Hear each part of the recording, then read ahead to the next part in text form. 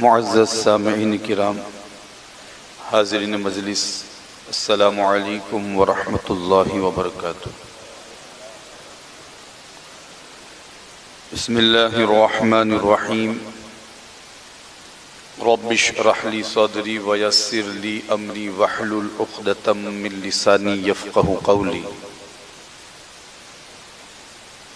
الحمد للہ العلی الکبیر المتعال، والصلاة والسلام علی سیدنا و مولانا محمد المتبع فی الاحوال والاقوال والافعال، وعلی آلہ وصحبہ التابعین له فی کل حال، اما بعد فاعوذ باللہ من الشیطان الرجیم، بسم اللہ الرحمن الرحیم۔ وذکر فإن الذکرى تنفع المؤمنین۔ صدق اللہ مولانا العظیم وبلغنا رسولہ النبی الامین المکین الکریم، ونحن على ذلك لمن الشاہدین والشاکرین والحمد للہ رب العالمین۔ مولاي صل وسلم دائما ابدا على حبيبك خير الخلق كلهم، هو الحبيب الذي ترجى شفاعته لكل هول من الاهوال مقتحم۔ يا ربي بالمصطفى بلغ مقاصدنا، يا ربي بالمصطفى بلغ مقاصدنا، يا ربي بالمصطفى بلغ مقاصدنا، واغفر لنا ما مضى يا واسع الكرم، وَاغْفِرْ لَنَا مَا مَضَى يَا وَاسِعَ الْكَرَمِ۔ انتہائی عقیدت و محبت کے ساتھ دل کی اٹھا گہرائیوں سے نہایت ہی لو لگا کر جس طریقے سے میں پڑھاؤں، بارگاہ رسالت مآب صلی اللہ تعالی علیہ وسلم میں درود پاک کا ہدیہ نچھاور کریں اور پڑھیں، الصلاۃ والسلام علیک یا رسول اللہ،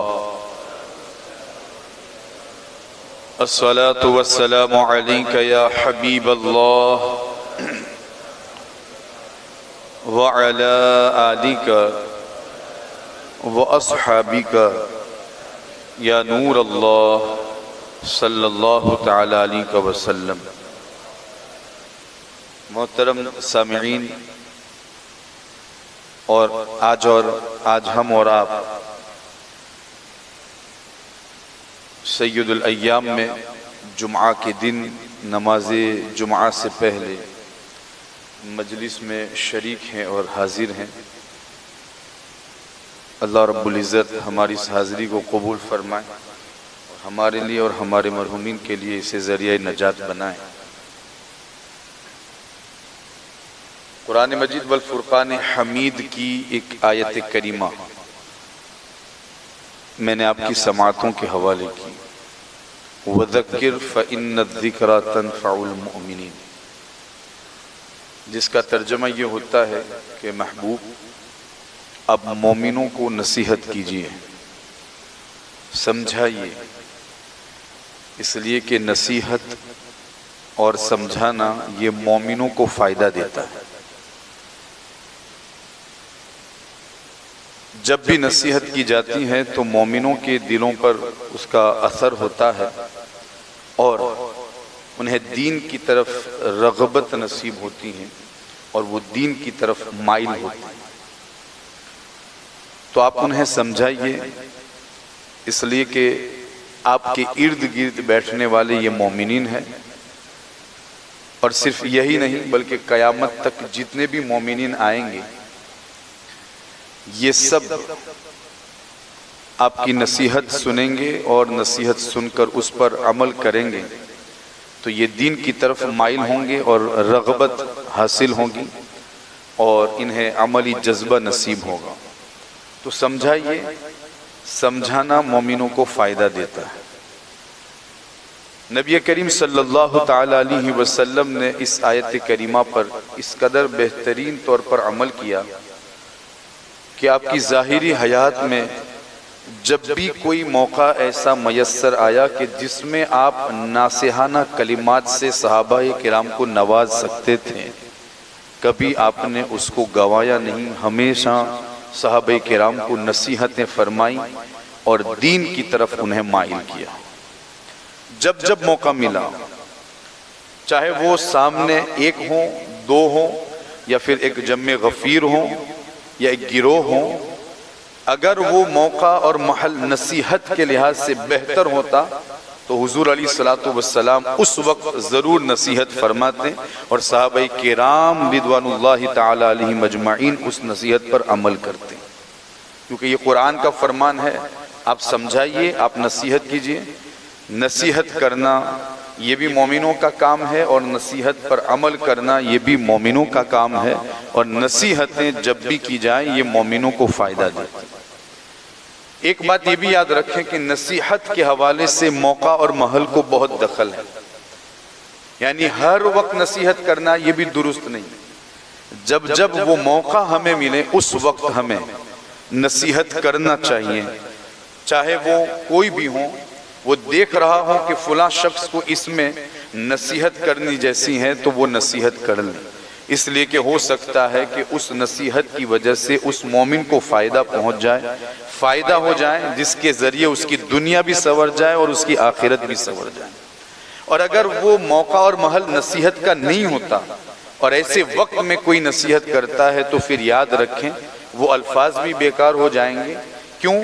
کہ وہ موقع اور محل نصیحت کا نہیں تھا، بلکہ اس کی حیثیت یہ ہو جاتی ہے جیسے گنبد پر اخروت رکھنا، چاہے کتنے بھی اچھے الفاظ میں ان کے سامنے وہ باتیں پیش کی جائے، وہ نہ سننے کے لیے تیار ہوتے ہیں نہ اسے قبول کرنے کے لیے تیار ہوتے ہیں۔ یہی وجہ ہے کہ حضور نے بھی ہمیشہ نصیحت نہیں کی، جب جب موقع ملا اس وقت انہوں نے نصیحتیں کی، اور ایسے وقت میں نصیحتیں کی کہ جو موقع اور محل کے لحاظ سے بالکل بہت خوب تھا، ایسے وقت میں نصیحت کرنے کا فائدہ بھی یہ ہوا کہ صحابہ کرام نے اسے قبول بھی کیا، اس پر عمل بھی کیا اور ان نصیحتوں کو ہم تک پہنچایا۔ مثلا ایک مرتبہ راستے سے گزر رہے تھے، حضور کو بتانا تھا کہ یہ دنیا کیا ہے، اس دنیا کی حیثیت کیا ہے۔ اب ویسے تو بار بار دنیا کے حوالے سے بتاتے تھے یہ دنیا کچھ بھی نہیں، لیکن ایک مرتبہ راستے سے گزرتے ہوئے انہوں نے دیکھا کہ بکری کا مرا ہوا بچہ پڑا ہے، تو حضور نے دیکھا کہ یہ موقع اور ماحول بہت بہتر ہے۔ قریب گئے اور وہاں پہنچنے کے بعد صحابہ کرام سے کہا کون ہے جو اس کو ایک پیسے میں خرید سکتا ہے، کون خریدے گا اس کو؟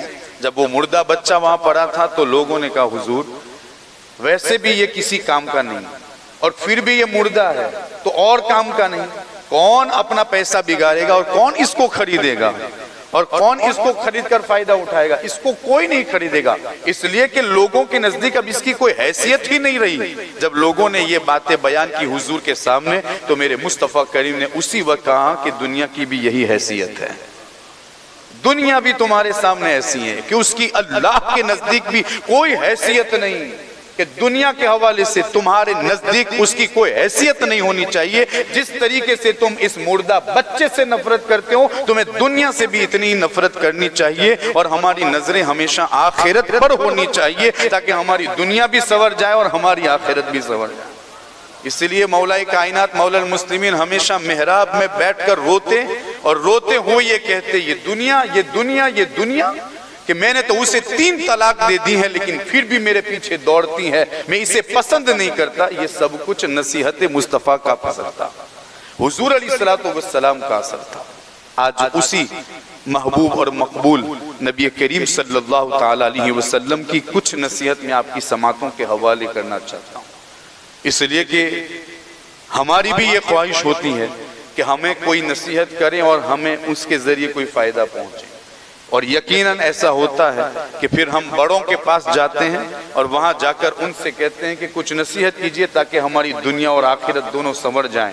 اب میں پوچھنا چاہتا ہوں کہ اگر وہ نصیحت کرنے والا سید الانبیاء ہو، وہ نصیحت کرنے والا کائنات کا آقا ہو، وہ نصیحت کرنے والا زبان وہ رکھتا ہوں کہ جس کو وما ینطق عن الہوا والی زبان عطا کی گئی ہوں، وہ زبان ایسی رکھتے ہوں کہ جس کے بارے میں بتایا گیا کہ وہ اپنی خواہش سے کچھ بولتے ہی نہیں، وہ جو کچھ بھی بولتے ہیں وہی الہی ہوا کرتے ہیں۔ ایسی زبان سے اگر کوئی نصیحت مل جائے تو پھر اندازہ لگائیں کہ اس پر عمل کرنا یہ ہمارے لیے کس قدر مفید ہوگا اور اس کے ذریعے ہماری دنیا اور آخرت کیسے سنور جائے۔ حضور علیہ السلام صحابہ کرام کے درمیان بیٹھے تھے کہ نبی کریم صلی اللہ تعالی علیہ وسلم نے ارشاد فرمایا من یأخذ هؤلاء الکلمات عنی، کہ مجھ سے کون ہے کہ یہ کلمات لے لے فیعمل بہن، اور اس پر وہ عمل کرے، فیعلمہن من یعمل بہن، یا پھر وہ اس کو سکھا دے جو اس پر عمل کرنے کی کوشش کریں۔ حضرت ابو ہریرہ رضی اللہ تعالیٰ عنہ سے روایت ہے، وہ کہتے ہیں انا یا رسول اللہ، ان کلمات کو لینے والا میں ہوں۔ اس کا مطلب یہ نہیں کہ دوسرے صحابہ نے اسے قبول نہیں کیا، سب صحابہ نے اسے قبول کیا، لیکن سبقت حضرت ابو ہریرہ رہ گئے اور انہوں نے ہاتھ بلند کر کے کہا انا یا رسول اللہ، میں ان کلمات کو لینے والا ہوں، میں اس پر عمل بھی کروں گا اور اسے دوسروں تک بھی پہنچاؤں گا۔ حضور علیہ السلام نے پھر ان کا ہاتھ پکڑا۔ حضرت ابو ہریرہ خود کہتے ہیں فَأَخَذَ بِيَدِي، میرا ہاتھ پکڑا، فَعَدَّ خَمْسَ، حضور نے 5 گنا اور 5 نصیحتیں مجھے بیان فرمائی۔ جب حضور علیہ السلام نے نصیحتیں شروع کی، سب سے پہلی جو نصیحت تھی وہ دنیا اور آخرت کو سنوارنے والی تھی۔ یہ تو ساری نصیحتیں دنیا اور آخرت کو سنوارتی ہیں، لیکن پہلی جو نصیحت تھی وہ تمام نصیحتوں کی جان تھی۔ حضور فرماتے، اور پھر یہ بھی یاد رکھنا، جب کوئی کسی سے نصیحت سنتا ہے تو اس کی یہ خواہش بھی ہوتی ہے کہ یہ نصیحت اس میں دنیا میں بھی فائدہ دے اور آخرت میں بھی فائدہ دے، اور کچھ نہ کچھ اس حوالے سے اسے فائدہ میسر آ جائے۔ اور حضور نے بھی کبھی بھی کوئی نصیحت کی ہو اور اس کے ساتھ اس کا فائدہ بیان نہ کیا ہو، ایسا کبھی نہیں ہوا۔ حضور نے یہ نصیحت بیان کرتے ہوئے بھی ارشاد فرمایا، سب سے پہلی یہ نصیحت اتق المحارم تکن اعبد الناس۔ ابو ہریرہ، محرمات اللہ رب العزت نے جو چیزیں ہمارے لیے حرام کر دی ہیں اس سے دور ہو جاؤ، تمہارا نام دنیا کے اندر، دنیا کے جتنے بھی لوگ ہیں سب میں سب سے زیادہ عبادت کرنے والوں میں لکھ دیا جائے۔ تکن اعبد الناس، تم اس پر عمل کر لوگے، یعنی تم محارم سے بچ جاؤ گے، محرمات سے بچو گے، جن چیزوں سے اللہ نے روکا ہے، حرام کاموں سے روکا ہے، اگر تم اس سے دور ہو جاؤ گے تو پھر یاد رکھنا تمہارا نام عبادت گزاروں میں لکھ دیا جائے گا۔ اس کا مطلب یہ بھی ہے کہ پتہ چلا کہ صرف نمازیں پڑھ لینے، میں اس کا منکر نہیں اور نہ روکنے کی کوشش کرتا ہوں، ہم سب کو نمازی ہونا چاہیے، ہم سب کو عبادت گزار ہونا چاہیے، لیکن اس کا مطلب یہ بھی نہیں کہ ہم صرف عبادت کرتے جائیں اور گناہوں سے نہ بچیں۔ ہم عبادت پر عبادت تو کرتے رہیں اور حرام کاموں سے نہ بچیں۔ ہم عبادت پر عبادت اور وظیفے پر کرتے تو جائیں اور پڑھتے بھی جائیں، لمبے لمبے وظیفے بھی پڑھ لیں، لیکن دوسری طرف ہم گناہوں سے دور نہ رہیں، گناہوں سے دور نہ ہوں، اس کی نحوست سے دور نہ ہوں، اس کے وبال اور اس کے عذاب سے دور ہونے کی کوشش نہ کریں اور بچنے کی کوشش نہ کریں، تو پھر یاد رکھنا پوری رات عبادت کر لیں اور گناہوں سے نہ بچیں تو اس کی وجہ سے بھی ہمارا نام عبادت گزاروں میں ہرگز نہیں لکھا جائے گا، اس لیے کہ رب تبارک و تعالیٰ کی طرف سے ہمیں جو ذمہ داری دی گئی وہ 2 ٹکڑوں پر ہے، ایک ہے فرائض پر عمل کرنا اور دوسرا اللہ نے جو حرام کیا ہے اس سے بچنا۔ اگر ان دونوں باتوں پر عمل ہوتا ہے تو اللہ رب العزت کے نزدیک ہمارا نام عبادت گزاروں میں لکھ دیا جائے۔ عبادت گزار، لوگوں میں سب سے بڑے عبادت گزار، اور ہمارے یہاں یہ ماحول بھی ہو چکا ہے، نماز تو ہم بہت پڑھتے ہیں لیکن گناہوں سے نہیں بچتے، ادھر نماز پڑھ کے نکلتے ہیں اور باہر جا کر پھر وہی گناہوں میں آلودہ ہوتے ہیں، ملوث ہوتے ہیں۔ ہمارا معاملہ یہی ہے، اور پھر ہم یہ بھی کہتے ہیں نماز تو میں ایک بھی نہیں چھوڑتا، نماز تو میں سب پڑھتا ہوں، بلکہ نماز کے بعد کا وظیفہ بھی نہیں چھوڑتا، میں یہ بھی نہیں چھوڑتا، لیکن پتہ نہیں پھر ہمارا اچھا کیوں نہیں ہوتا، بھلا کیوں نہیں ہوتا، مصیبتیں کیوں آتی ہیں، وبال کیوں آتا ہے، اور اس طریقے سے ہم عذاب میں گرفتار کیوں ہوتے ہیں۔ مسئلہ یہاں ہمیں سمجھ میں آتا ہے کہ ہم نماز تو پڑھ لیتے ہیں لیکن نماز کے بعد گناہوں سے بچنے کا حکم جو رسول اللہ نے دیا ہے اور اللہ رب العزت نے دیا ہے، ہم اس سے نہیں بچتے۔ جس دن ہم اس سے بچ جائیں گے مصیبتیں بھی دور ہو جائیں گی، اور سب سے بڑی بات کہ اللہ رب العزت ہمارا نام عبادت گزاروں میں لکھ دے گا۔ ایک طرف ہم نمازیں پڑھیں، دوسری طرف بہنوں کے حقوق ادا نہ کریں، جہاں پر ہمیں حقوق ادا کرنے کا حکم دیا گیا ہے قرآن کی آیتوں کے ذریعے، بھائیوں کے حقوق ادا کرنے کا حکم دیا گیا ہے، اور ہم یہاں پر نمازوں پر نماز پڑھیں اور بھائیوں کے حقوق ادا نہ کریں۔ دوسری طرف ہم نماز پر نماز پڑھتے رہیں اور ادھر شراب نوشی بھی کرتے رہیں، جوا بھی کھیلتے رہیں، غریبوں کی مدد بھی نہ کریں، اور یہاں تک کہ ہم دوسروں کا بوڑھا بھی چاہیں، دوسروں کو ستائیں بھی، دوسروں کو پریشان کریں۔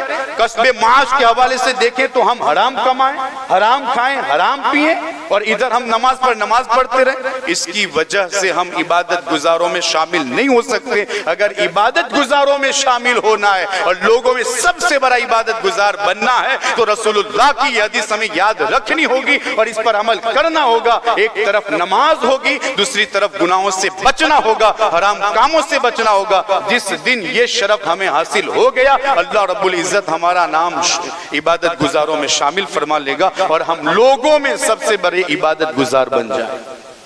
اور یہ ہمارے لیے بہت ضروری ہے، ورنہ ہمارا تو معاملہ یہ ہے خوشی کا موقع اور غمی کا موقع کچھ نہیں دیکھتے، اور ہمارا معاملہ یہ ہے کہ ہم اس وقت بھی گناہوں سے قریب رہتے ہیں اور گناہوں سے قریب ہو کر گناہ پر گناہ کرتے رہیں، اور پھر ہم یہ خیالی پلاؤ پکاتے ہیں کہ ہم نے یہ کیا پھر بھی اچھا نہیں ہوا۔ ہمارے لیے ضروری ہے کہ ہم گناہوں سے دور رہیں، حرام کاموں سے دور رہیں۔ جس دن ہم یہ کام کر لیں گے اللہ بھی ہم سے راضی ہو جائے گا اور رسول اللہ بھی ہم سے راضی ہو جائے گا۔ اس حوالے سے اگر ہم دیکھیں تو صحابہ کرام کی زندگی دیکھنا اور ہم اپنی زندگی کا جائزہ لیں کہ جہاں پر ہم بھی دعویٰ کرتے کہ ہمیں حضور سے محبت ہے، ہم حضور کے عاشق ہیں، دیوانے، اور ایک طرف انہوں نے بھی دعویٰ کیا تھا، لیکن کتنا فرق ہے۔ انہوں نے نصیحتیں سن کر کس قدر عمل کیا اور ہمارا معاملہ کیا۔ ہمیں تو پتا ہے کہ ہمارے آقا کو یہ پسند نہیں، ہمیں تو یہ بھی معلوم ہے کہ حضور نے اس سے روکا ہے، ہمیں تو یہ بھی پتا ہے کہ حضور نے ہمیں ایک کام کرنے سے منع کیا، لیکن پھر بھی نفس غالب آ گیا ہے، اس کی مانتے ہوئے ہم وہ کام کر لیتے ہیں۔ حالانکہ صحابہ کرام کا معاملہ یہ تھا۔ اس حوالے سے سب سے بہترین روایت وہ دو روایتیں ہیں جو ہمیں جھنجھوڑنے کے قابل ہیں، اور وہ ہمیں جھنجھوڑتی ہیں وہ روایتیں کہ کیسے عاشق ہیں اور کس طریقے سے دعوے کرتے ہیں کہ ہمیں حضور سے محبت ہے، حالانکہ تمہارا معاملہ یہ ہے۔ صحابہ کرام میں سے ایک صحابی رسول حضور کی بارگاہ میں پہنچے اور انہوں نے دوسرے دھات کی انگوٹھی پہنی تھی۔ حضور علیہ السلام نے ان سے پوچھا کیا تم چاہتے ہو کہ تمہیں جہنم میں پھینک دیا جائے؟ کیا تم چاہتے ہو کہ تمہیں جہنم کے حوالے کر دیا جائے؟ تو پھر حضور علیہ السلام سے کہا یا رسول اللہ ایسا کون چاہے گا، میں نہیں چاہتا۔ کہا یہ کیا پہنا ہے تم نے؟ کیونکہ مرد کے لیے 4.5 گرام کی انگوٹھی جائز ہے اور وہ بھی چاندی کی، لیکن انہوں نے دوسرے دھات کی پہن رکھی تھی۔ حضور اس سے ناراض ہوئے، انہوں نے اسی وقت اس انگوٹھی کو اتار کر پھینک دی، اور پھر اس کے بعد حضور کی باتیں سننے میں مصروف ہو گئے، یہاں تک کہ مجلس برخاست ہو گئی، حضور تشریف لے گئے۔ ایک صحابی رسول نے کہا اسے اٹھا لو، اور اٹھانے کے بعد اپنے گھر والوں میں سے کسی کو دے دینا تاکہ ان کے کام آ جائے اور وہ اس کو پہنے یا پھر اس کو استعمال میں لے آئیں یا اس کو بیچ دے یا اس کی قیمت اپنے کام میں لے آئیں، اس کو لے لو۔ صحابی رسول کا جو جواب تھا نا وہ جواب دل کی تختی پر لکھنے کے قابل ہے۔ انہوں نے کہا سنو، جس کی وجہ سے میرے آقا ناراض ہوئے اور جس چیز کو پہننے سے میرے آقا نے منع کیا اور جس چیز کو میں نے حضور کی محبت میں ایک مرتبہ اتار کر پھینک دیا، مجھ میں اتنی ہمت نہیں کہ میں اس کو دوبارہ اٹھا سکوں اور اس کو اٹھا کر اس کو استعمال میں لاؤں۔ میں نے حضور کی محبت میں اسے پھینکا ہے، اب میں اس کو دوبارہ نہیں لے سکتا۔ یہ ہے صحابی رسول کی محبت اور حضور کی نصیحتوں پر عمل۔ ہمارے وہاں تو حضور نے یہ نہیں کہا کہ تم اس کو اٹھا نہیں سکتے، تم اس کو دوسرے کام میں نہیں لا سکتے، تم اس کو دوسرے کو تحفہ نہیں دے سکتے، حضور نے نہیں کہا۔ لیکن پھر بھی یہ صحابہ کرام کی محبت ہے، حضور اس سے ناراض ہوئے نا، اس کی وجہ سے ناراض ہوئے، اس چیز کو اب میں دوبارہ نہیں اٹھا سکتا اور میں اپنے گھر والوں کو بھی نہیں دے سکتا۔ اور ہمارا معاملہ یہ ہے کہ حضور نے منع فرمایا شراب نہ پیو، مسلمان سب سے زیادہ شراب پیتے ہیں اور سب سے بڑی بات تو یہ کہ پیتے تو ہیں اس کا دھندا بھی کرتے ہیں۔ حضور نے فرمایا کہ رشوت نہ دو نہ لو، لیکن ہمارا معاملہ یہ ہے کہ رشوت کھانے کی ہمیں عادت پڑ چکی ہے۔ حضور نے فرمایا کہ اپنے بھائیوں کے حقوق ادا کرو، لیکن ہمارا معاملہ یہ ہے کہ ہم اس میں کوتاہیاں کرتے ہیں۔ یہ ہماری محبت ہے اور وہ صحابہ کرام کی محبت۔ بلکہ میں ایک روایت بھی پیش کروں، حضور علیہ السلام ایک مرتبہ گشت میں نکلے تھے، صحابہ کرام کا ایک تولا اور گروہ حضور کے ساتھ تھا، ایک گھر کے قریب سے پہنچے جو گنبد نما بنا ہوا تھا، اور اس وقت اس علاقے میں اس گلی میں وہ گھر بہت خوبصورت لگتا تھا۔ اب چونکہ حضور کا یہ معاملہ تھا، حضور نے اپنے صحابہ کے دلوں سے جس چیز کو سب سے پہلے ختم کیا وہ ہے دنیا کی محبت۔ دنیا کی محبت آپ نے ان کے دلوں سے نکال دی۔ اب ایک مرتبہ انہوں نے دیکھا کہ یہ عالیشان مکان ہے، پھر ادھر سے جب گزرے تو انہوں نے پوچھا یہ مکان کس کا ہے؟ کہا کہ فلاں صحابی کا. جب انہوں نے یہ سنا تو وہاں سے روانہ ہو گئے، یہاں تک کہ اپنے حجرے انور میں آ کر بیٹھے. اتفاق سے مجلس شدید تھی اور وہی صحابی رسول صاحب مکان وہاں پر پہنچے، حضور سے سلام عرض کی. حضور نے چہرہ پھیر لیا، حضور نے چہرہ پھیرا، پھر سلام عرض کی، پھر چہرہ پھیر لیا. اس مرتبہ 3 مرتبہ ایسا ہوا. اب یہ صحابہ کرام کے لیے بہت بڑی بات تھی کہ حضور ان سے اپنا چہرہ پھیر لے.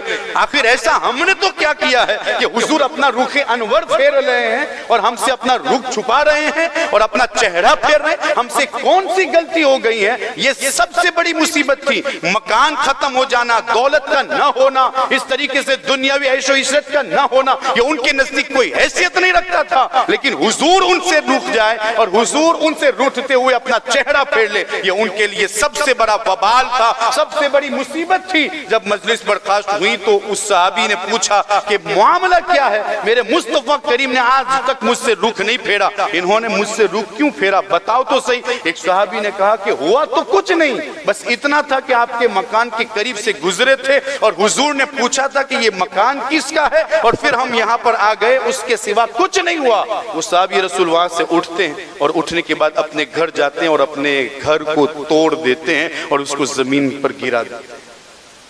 حالانکہ حضور نے منع تو نہیں کیا تھا، حضور نے تو صرف رخ پھیرا تھا اور بات بھی بالکل واضح نہیں تھی. لیکن پھر بھی ان کا معاملہ کیا تھا؟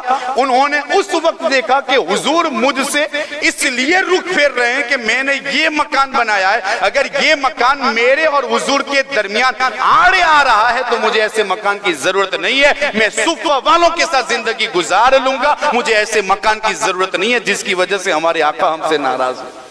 اور ہمارا معاملہ یہ ہے کہ ہمیں پتا ہے کہ یہ چیز ہمارے لیے حرام ہے، لیکن پھر بھی ہمارا معاملہ یہ ہے کہ ہم وہ کام کر لیتے ہیں، کر گزرتے ہیں. نہ ہمیں دنیا کی فکر ہوتی ہے، نہ قبر کی فکر ہوتی ہے، نہ ہمیں آخرت کی فکر ہوتی ہے. حضور نے فرمایا ہے کہ ان کاموں سے بچ جاؤ، ان کاموں سے دور رہو. لیکن پتہ نہیں ہم کیسے عاشق رسول ہیں، وہ کام ہم پہلے کرتے ہیں اور جو اچھے کام ہوتے ہیں جن کے کرنے کا حکم دیا ہم اسے بعد میں کرتے ہیں. یاد رکھنا یہ کوئی محبت نہیں. اور اگر کوئی اپنے زبان سے یہ دعویٰ کرتا بھی ہے تو پھر وہ اپنی دلیل پیش نہیں کرتا، اس لیے یہ محبت سچی بھی نہیں ہے، یہ محبت صادق بھی نہیں ہے. اس لیے کہ جب محبت سچی ہو تو پھر وہ عاشق تو وہی کرتا ہے جو اللہ کے رسول کو اچھا لگتا ہے، مدینے والے کو اچھا لگتا ہے.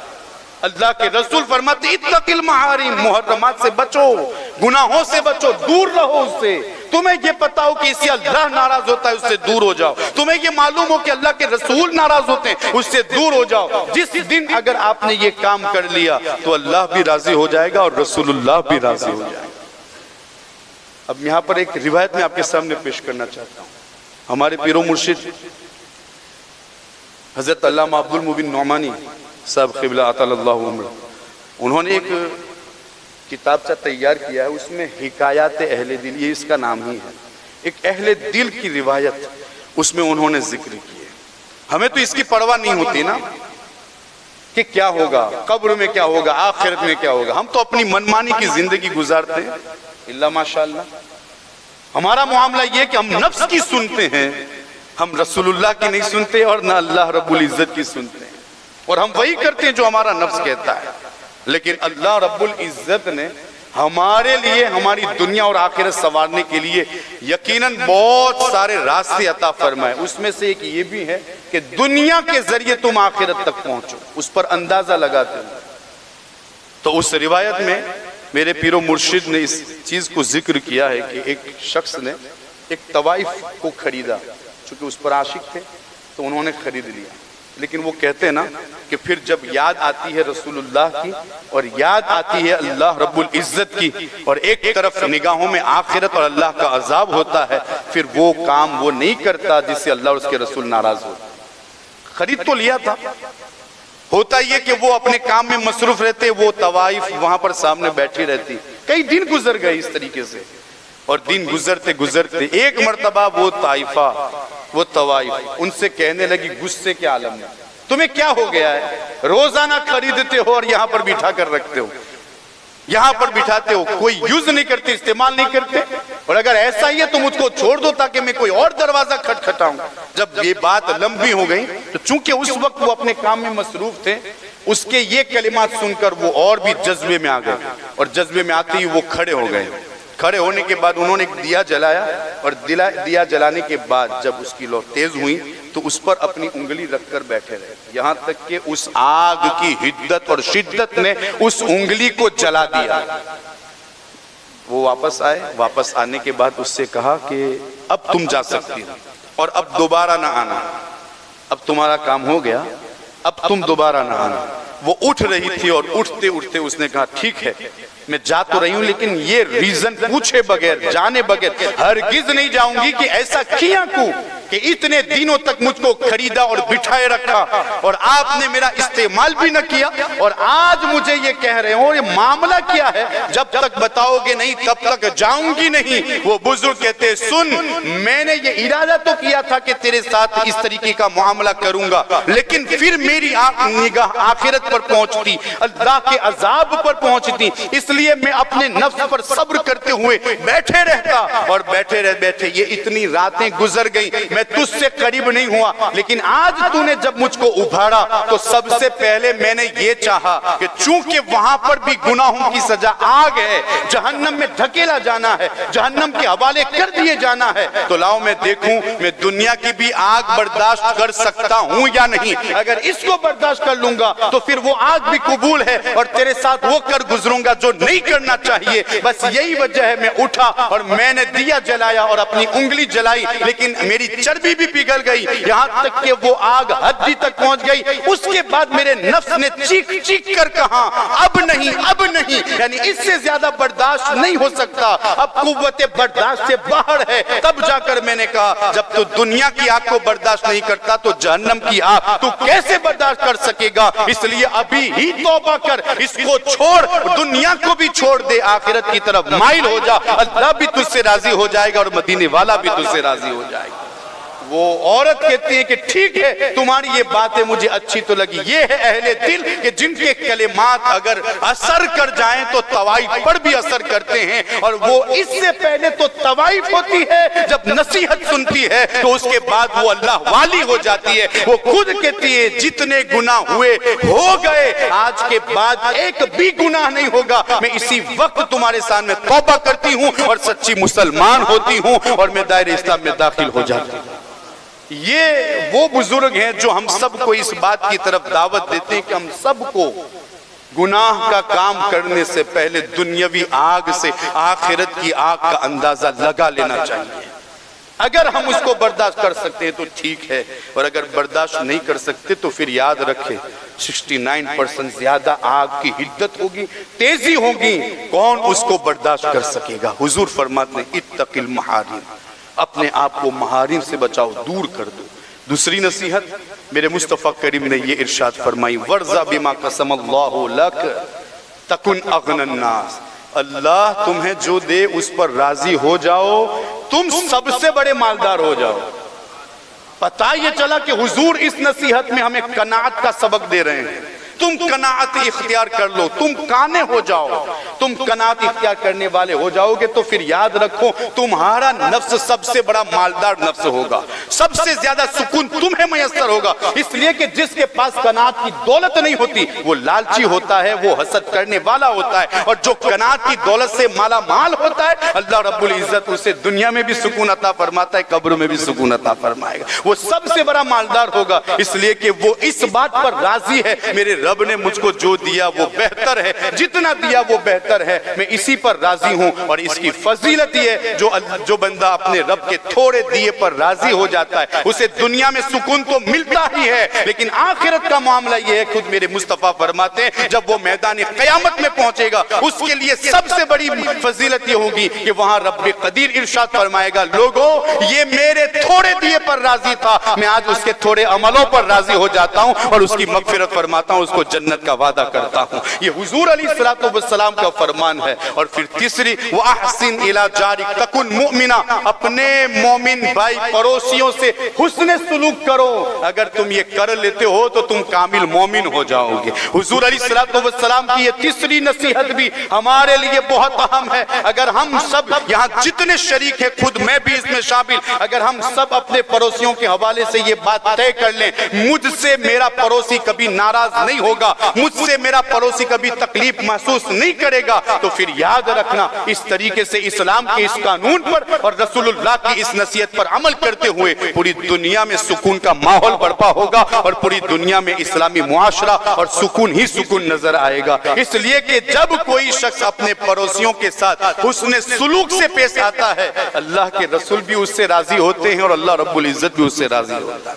ہمارے بزرگان دین کا معاملہ اس میں بہت الگ رہا ہے. انہوں نے ہمیشہ اپنے پڑوسیوں کا خیال رکھا. اور یاد رکھنا, صرف دے دینا یا پھر کچھ لا کر ان کو عطا کر دینا یہی ایک حق نہیں ہے. اس کے ساتھ یہ بھی ہے, پڑوسی اگر کوئی تکلیف دے تو اس کو برداشت کرنا یہ بھی اس حق میں شامل ہے.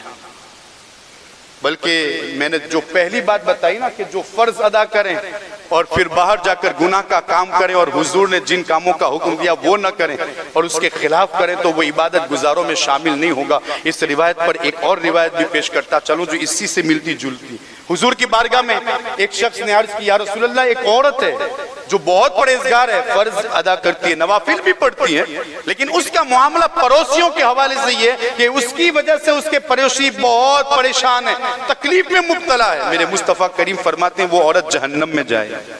نماز پڑھتی ہے, عبادت بھی کرتی ہے, نوافل بھی پڑھتی ہے اور بہت کچھ, جیسے آج ہمارا معاملہ ہے, ہم نماز پر نماز تو پڑھتے ہیں, عبادت پر عبادت, بلکہ ہمارا معاملہ تو یہ کہ اس سے بھی زیادہ. لیکن اگر دیکھیں تو ہمارا بھائی بھی ہم سے پریشان ہوتا ہے, ہماری بہنیں, بلکہ اس سے بڑی بات ہمارے گھر میں ہمارے ماں باپ بھی ہم سے ناراض ہوتے ہیں. اور ہمارا معاملہ یہ ہے کہ ہم مسجدوں میں آتے نہیں تھکتے, مسجدوں سے کوئی روکتا نہیں, لیکن جو جس کا حق ہے اس کا حق ادا کرنا ہم سب کی ذمہ داری ہے. ہم نماز پر نماز پڑھتے رہیں, قرآن کی تلاوت پر تلاوت کرتے رہیں, اور ادھر ہمارے ماں باپ ناراض ہوں تو پھر یاد رکھنا, جیسے حضور فرماتے ہیں وہ جہنم میں جائے گی وہ عورت. اور کہا حضور ایک عورت وہ بھی ہے صرف فرض ادا کرتی ہے, نوافل نہیں پڑھ پاتی, دوسرے کام کاج نہیں کر پاتی, لیکن معاملہ یہ ہے اس کی پڑوسن اس سے راضی ہے, اس کا پڑوسی اس سے خوش ہے, اس کے بچے اس سے خوش ہے. میرے مصطفیٰ کریم فرماتے ہیں وہ جنت میں داخل ہو, وہ جنت میں جائے گی. یہ وہ چیز ہے جو رسول اللہ صلی اللہ تعالیٰ علیہ وسلم کی طرف سے ہم کو دیا گیا,